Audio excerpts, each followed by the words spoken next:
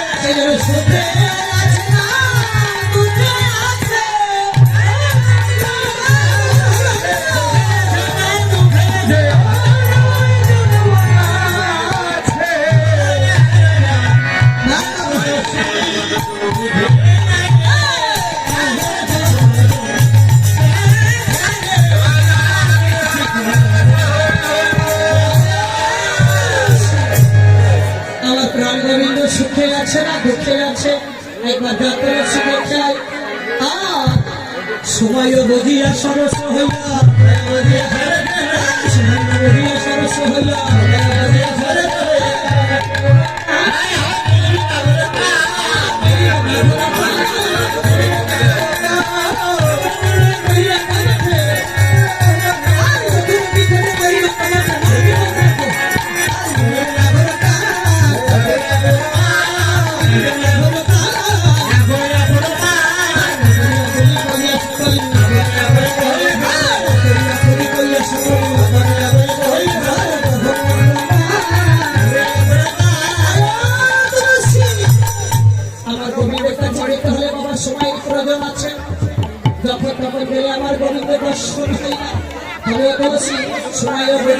দাস হইয়া মরিবে না করে তুলসী তুলসী বলে তাই ধরিবে যদি তোর কৃপা সঙ্গে থাকে আর যদি তোর ওই চরণ ধরি আমার সঙ্গে থাকে তবে তো গোবিন্দ দর্শন হয়ে যেতে পারবে।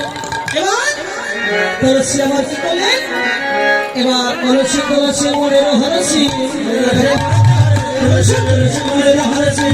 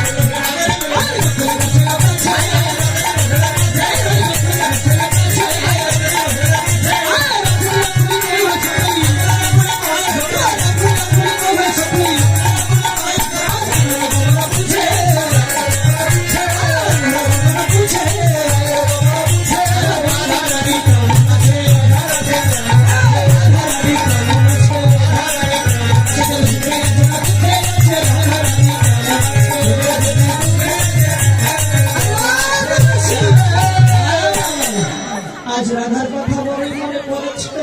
এমা মালা কেটে নিয়ে এসেছে, ফুলের মালা নিয়ে এসেছে, তাহলে সূর্য পূজা কিটা করবেন গো হরিবল। এবার তুলসী যেমনি রাধারানী একটা মালা দিয়েছিলেন বাবা, এবার গোবিন্দ তেমনি একটা মালা দিলেন।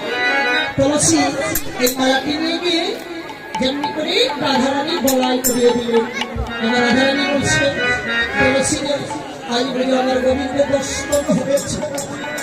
তুলসী ও তুলসী সত্য করে বলল তুলসী আমার গোবিন্দ কেমন আছে, আমার আর কিছু ভালো লাগছে না। এবার তুলসী গোবিন্দ থেকে কথা দিয়ে আসছে, গোবিন্দ এখানে তুমি রাধার নাম জপ করো, আর সেটা বিনোদিনী আসবে এখানে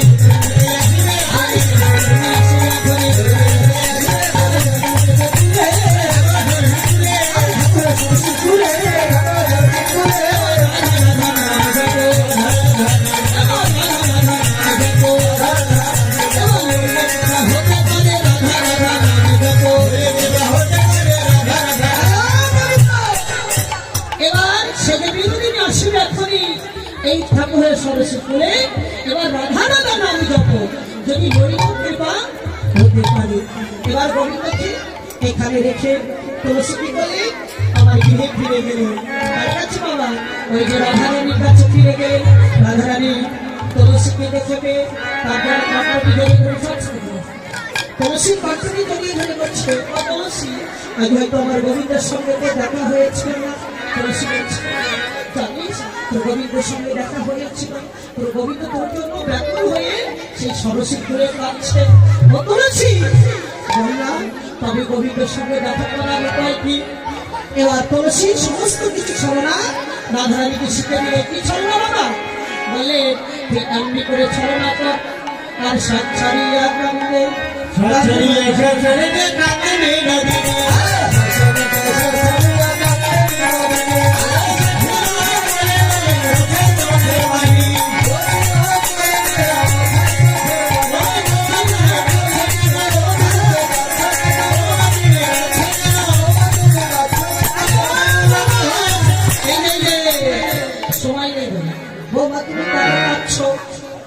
সাতছাড়িয়া কান্দে বিনোদিনী। এবার জটিলা বলে তুলে নিয়ে মুছে চোখের পানি। আরে ও বাবা কেন তুমি কাঁদছো না? আমার 10টা না 5টা না একমাত্র একটা ছেলের বউ। আরে ও বাবা বলো বৌমা তোমার কি হয়েছে, কেন তুমি কাঁদছো? বৌমা কিছুতে বলছে না। এই যে ও মাইরা আপনাদের গৃহে বৌমা যদি কাঁদে গো